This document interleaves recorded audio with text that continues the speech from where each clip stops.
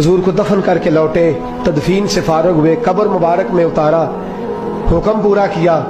कहते हैं वापस आए तो जनाब अनस से सैयदा फातिमा कहने लगी, अनस तूने भी मेरे रसूल पे मिट्टी डाली है, अनस तेरी जुर्रत हो गई थी। फरमाते उस वक़्त फातिमा का पहला आंसू गिरा और फिर 6 महीने हुजूर के बाद हयात रही, मैंने उसके आंसू ही गिरते देखे। लोग सो जाते, वो हुजूर के रोज़े पे जाके बैठ जाती। कहते मैं समझाता बहलाता, लेकिन फातिमा कहती अली सब्र अपनी जगह, कर्म अपनी जगह। और मैं तुझे क्या बताऊं, बहन भाई पहले सारे चले गए, वालदा पहले छोड़ गई, अब हुजूर अलैहिस्सलातु सलाम ने भी पर्दा डाल लिया है, मुझे चार और जानिब कुछ दिखाई नहीं देता। कहते हैं 6वां महीना था हुजूर के विसाल को। एक दिन मुस्कुराती हुई फातिमा घर आई रोजे से रात को बच्चों के साथ, तो शेर खुदा कहने लगे, मैंने कहा फातिमा बड़े दिनों के बाद मुस्कुराते देखा, क्या बात है? तो कहने लगी अली आज मेरी आंख लग गई थी, मुझे हुजूर ख्वाब में मिले हैं, तो मुझे हुजूर ने कहा तू रोती क्यों है? तो मैंने कहा महबूबा मेरा दिल नहीं लगता। तो फरमाया बेटी तैयारी कर, तू मेरे पास आने वाली है। हजरत अली फरमाते बस फातिमा बीमार हुई, चंद दिन गुजरे तो मुझे बुलाया, तो कहने लगे अली वक्त जाने का आ गया है, ये अली के घर की है इज्जत अली से सुनते, नबी के घर की है इज्जत नबी से सुनते।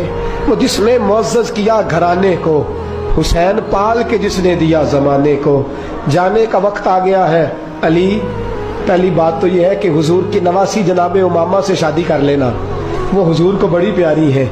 और दूसरी बात यह है कि मेरे हसन हुसैन इनका खास ख्याल रखना।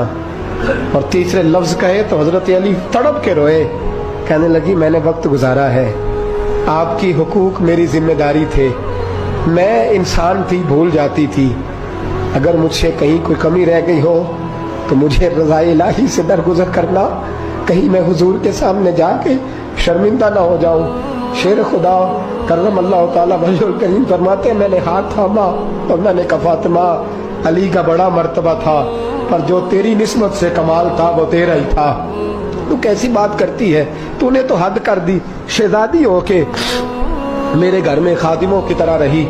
हजरत फातिमा रज़ियल्लाहु ताला अन्हा का दूसरा हुक्म ये हुआ कि मुझे रात को दफनाया जाए।